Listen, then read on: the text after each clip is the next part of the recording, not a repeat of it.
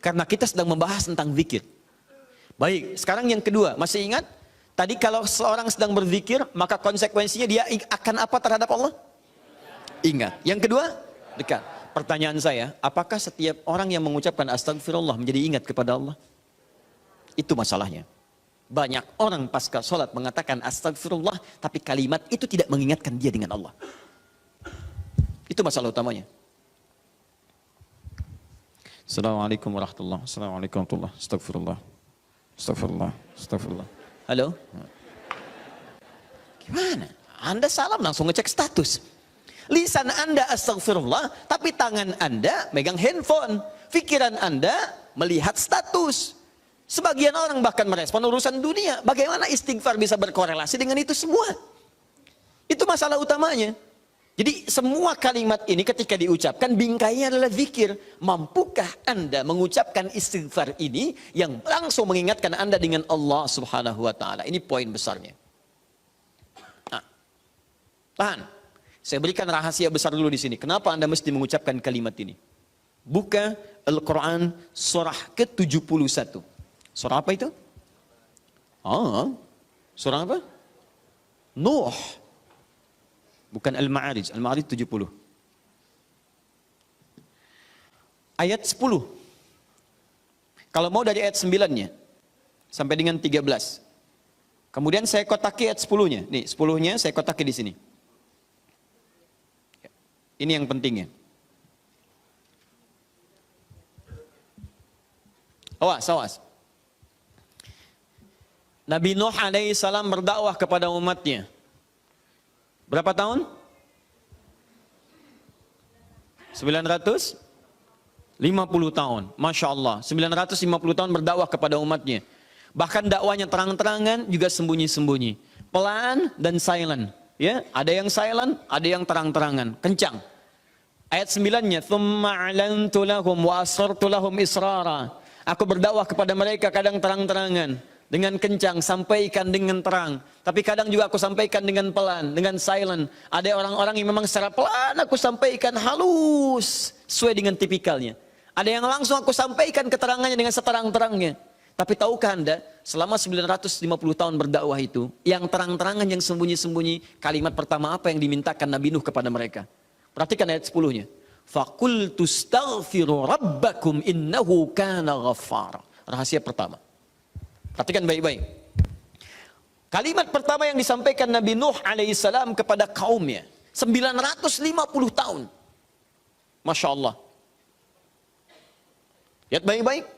Baik terang-terangan, baik dengan sembunyi-sembunyi, pelan-pelan, ataupun jahar. Apa kalimat pertamanya? Fakultu astaghfiru rabbakum. Aku katakan pada mereka, istighfar kepada Rabbmu. Istighfar, istighfar. Ini. Nah, ketika Nabi Nuh mengatakan, istighfar pada Rabbmu, istighfar pada Rabbmu. Apakah kalimat Qur'annya berhenti sampai sini? Tidak. Teruskan ayatnya. Innahu kana ghaffara. Rahasia istighfar yang pertama, satu. Allah akan turunkan minimal sifat ghaffar kepada hambanya. Nanti kita lihat. Apa itu ghaffar? Belum tentu. Belum tentu. Tidak seperti yang Anda bayangkan. Allah punya sifat ghafir. Tapi kenapa yang muncul ghafar di sini? Buka Quran misalnya surah Ghafir. Fusilat surah ke-40. Ayat yang ketiga. Ghafiridz dzambi wa qabilit taubi. Allah mengampuni dosa seorang hamba. Ketika mengampuni dosa, kalimatnya menggunakan ghafir. Ghafirun, ghafiridz dzambi. Tapi kenapa Nabi Nuh menyebut dengan kalimat ghafar? Faqultu istaghfir rabbakum innahu kana ghaffara. Kenapa ghafar bukan ghafir? Satu. Nih. Dua, teruskan ayatnya. Ayat 11. Yursilis samaa 'alaikum midrara. Dua. Orang yang sering istighfar, istighfar, istighfar, istighfar, maka Allah akan turunkan keberkahan lewat curah hujan yang lebat. Curah hujan, hujan yang berkah. Masya Allah. Ada hujan membawa berkah, ada hujan membawa? Bukan. Bukan, hujan tidak pernah menginginkan banjir. Hujan itu hanya membawa air. Baik, yang bikin banjir itu Anda yang tidak bisa mengatur airnya. Itu persoalannya. Jalur air dibuat bangunan. Air itu kan sederhana, dia hanya mencari tempatnya, dia meresap sesuai dengan tempatnya. Cuman Anda tidak menempatkan air sesuai dengan tempatnya. Itu masalahnya. Tapi ini beda. Ketika turun, airnya membawa keberkahan dalam kehidupan. Itu lain. Itu lain. Nanti saya berikan rahasia setelah ini. 3. Teruskan. Wa yumdidkum bi amwalin wa banina. Masya Allah. Ya istighfar, istighfar, istighfar. Ketika kamu istighfarnya benar kepada Allah, wa yumdidkum bi amwalin, maka Allah akan melimpah ruahkan harta benda Anda. Ya. Meluaskan harta. Banyak. Amwal bukan mal. Wa banina, bahkan keturunan. Teruskan. 1, 2, 3, 4 keturunan. Allahu Akbar. Lihat faedah istighfar. 5. Wa yaj'al lakum jannatin. Dan Allah akan limpahkan kepadamu kebun-kebun yang indah. Awas jangan dilihat kebunnya. Karena kalau Anda lihat orang-orang Arab pada saat itu, mereka emas sudah banyak, Bu. Emas banyak, walaupun masih banyak di Indonesia. Ada Mas Asep, Mas Johar, Mas Surya. Ya, tapi wujudnya beda, ya, wujudnya beda. Di sana emas banyak, perak banyak, bangunan megah. Tapi yang mereka belum dapatkan itu adalah kenikmatan pemandangan yang elok. Kebun-kebun, ya, isinya ada anggur, bawahnya kemudian ada sungai-sungai. Karena itu orang yang paling kaya di masa-masa dulu, di kalangan-kalangan Arab adalah orang yang memiliki kebun-kebun yang indah. Kalau cuma emas yang lain punya. Abu Jahal tuh nggak bangga dengan emasnya. Ya, Abu Lahab tidak bangga dengan emasnya. Apa yang mereka banggakan adalah kedudukan dalam kehidupan dan harta-harta yang seperti yang digambarkan. Tapi semua itu tidak mampu menjadikan mereka sebagai hamba di hadapan Allah Subhanahu wa taala. Poin yang paling besar, kalau disebutkan jannat dalam arti kebun-kebun dalam urusan dunia, itu maksudnya kenyamanan hidup. 5. Kenyamanan atau kemapanan hidup.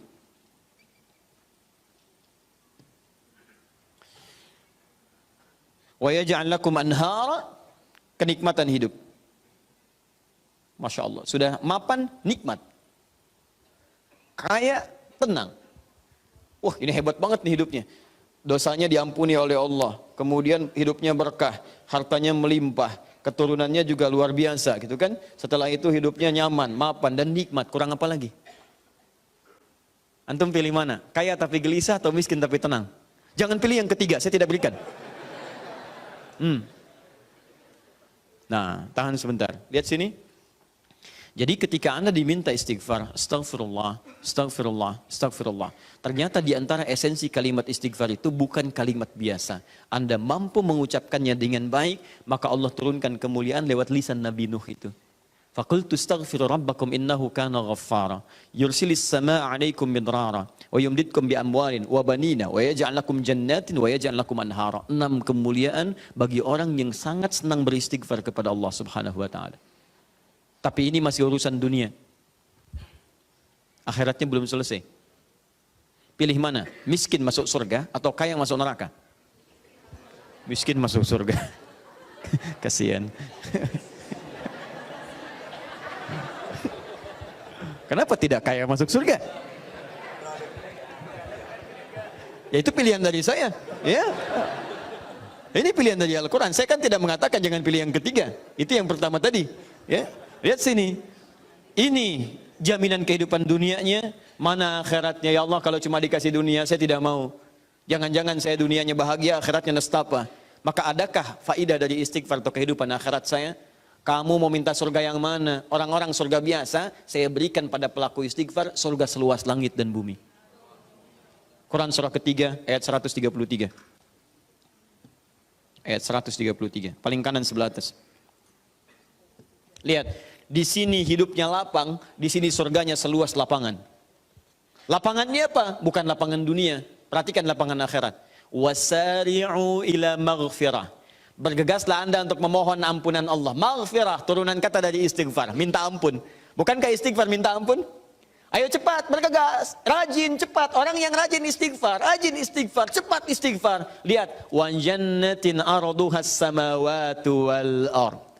Maka kami akan sediakan harapan baginya, menyediakan tempat kembalinya surga seluas langit dan bumi. Dan digolongkan ahli istighfar sebagai orang-orang yang takwa. Uiddat lil muttaqin, kami siapkan untuk orang takwa. Siapa orang takwa dimaksud? Awal ayatnya, wasari'u ila maghfirah. Surga. Seluas langit dan bumi. Masya Allah. Silakan kalau mau kopro, berhenti di mana tuh? Ya.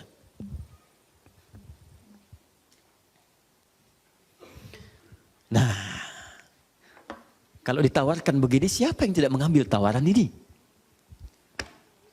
Tapi persoalannya, kenapa orang banyak istighfar pasca salat bahkan lebih daripada 3 kali? Astagfirullah, astagfirullah, astagfirullah, astagfirullah, astagfirullah, astagfirullah. Tapi mapan juga tidak. Cek. Ya, silahkan lihat. 6 ini tidak diraih. Keberkahan juga tidak didapatkan. Dan seterusnya. Bahkan kemarin di Bekasi itu ada yang terlihat, kami lihat di CCTV itu. Khusyuk pasca sholat. Kayak orang menangis. Astagfirullah, astagfirullah, astagfirullah. Sudah tenang, lihat kanan kiri itu, tas orang dirogok begini.